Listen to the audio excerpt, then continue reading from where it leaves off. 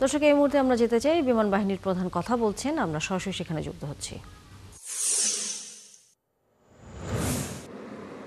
এছাড়াও নতুন ঘাঁটি, উন্নত অবকাঠামো এবং আন্তর্জাতিক মানের প্রশিক্ষণ প্রতিষ্ঠার মাধ্যমে আমরা একটি শক্তিশালী ও সক্ষম বাহিনী গড়ে তুলছি।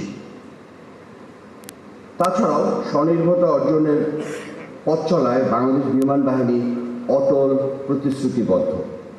আমরা দৃঢ়ভাবে বিশ্বাস করি যে জাতি নিজ হাতে নিজের শক্তি গড়ে তুলতে পারে তাকে কেউ থামাতে পারবে না। দেশের মাটি ও মেধাকে কাজে লাগিয়ে নিজস্ব প্রযুক্তি, নিজস্ব সক্ষমতা এবং নিজস্ব উদ্ভাবনের মাধ্যমে ভবিষ্যৎ বিমান ও প্রতিরক্ষা সামগ্রী উৎপাদনে সক্ষম হওয়াই আমাদের লক্ষ্য। এই আত্মনির্ভরতার যাত্রা শুধু একটি প্রকল্প নয়, এটি আমাদের দায়িত্ব, অঙ্গীকার ও জাতির প্রতি শপথ। আমরা নিজের শক্তি নিজেই গড়ে তুলব। আকাশ প্রতিরক্ষার দায়িত্বের পাশাপাশি বাংলাদেশ বিমান বাহিনী মানবিক সহায়তা, উদ্ধার অভিযান এবং দুর্যোগ মোকাবেলায় গুরুত্বপূর্ণ ভূমিকা পালন করে আসছে। ভয়াবহ অগ্নিকাণ্ড, বন্যা, দুর্গত এলাকায় ত্রাণ বিতরণ, মেডিকেল ইভ্যাকুয়েশন, আন্তর্জাতিক বিপর্যয়ে মানবিক সহায়তা পাঠানো সব ক্ষেত্রেই বিমান বাহিনীর সদস্যরা অসাধারণ দক্ষতা ও আন্তরিকতার প্রমাণ দিয়েছেন।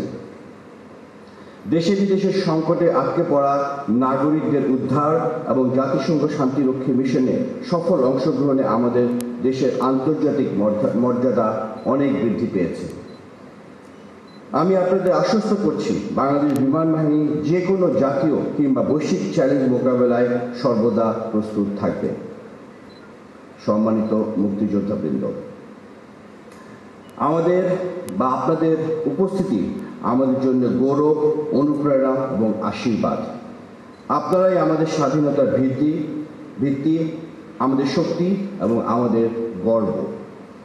মহান আল্লাহ আপনাদের দীর্ঘায়ু, সুস্বাস্থ্য এবং শান্তিময় জীবন দান করুন। পরিশেষে আজকে অনুষ্ঠান সফল করার জন্য সংশ্লিষ্ট সকলকে আমার আন্তরিক ধন্যবাদ জানাই।